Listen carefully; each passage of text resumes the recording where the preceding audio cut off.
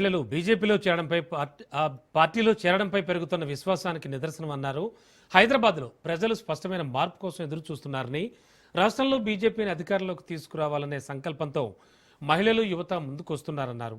ప్రధాని మోడీ సుపరిపాలనపై విశ్వాసంతో పెద్ద ఎత్తున ప్రజలు బీజేపీలో చేరుతున్నారని, ముఖ్యంగా బడుగు బలహీన వర్గాల ప్రజలు బీజేపీ వైపు అన్నారు. తెలంగాణ రాజకీయాల్లో సార్థక మార్పు తీసుకురావడానికి ఇది ఒక సంకేతం అని చెప్పారు ఆయన.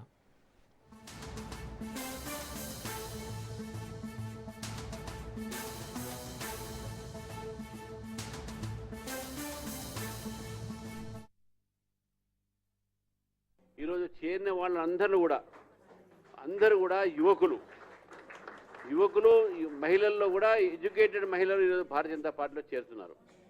చాలా సంతోషం. ఈరోజు నరేంద్ర మోదీ గారి యొక్క విధానం మీద, వారి నేతృత్వం మీద విశ్వాసం ఉంచుకొని ఈరోజు భారతీయ జనతా పార్టీలో ఇంత పెద్ద ఎత్తున చేరికలు ప్రతిరోజు హైదరాబాద్ ఒక పార్టీ ఆఫీస్ దగ్గర జరుగుతుందంటే నిజంగా యువకులకు మహిళలకు నేను పిలుపునిస్తున్నాను. తెలంగాణలో భారతీయ జనతా పార్టీ చేరండి.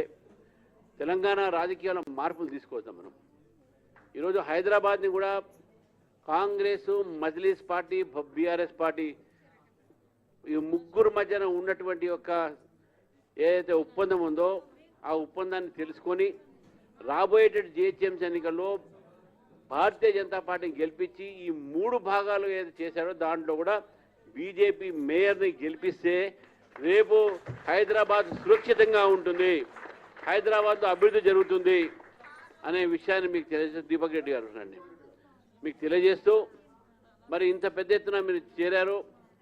గిరిధర్ గౌడ్ గారు వారు బీఆర్ఎస్ నాయకుడు, వారు గౌడ్ సంఘం అధ్యక్షుడు కూడా. కాబట్టి ఓబీసీ వర్గాన్ని నుంచి చేరినటువంటి ఒక నాయకుడు ఈరోజు బీజేపీలో చేరుతా ఉన్నారు. ఈరోజు చేరిన వాళ్ళందరూ కూడా యువకులు.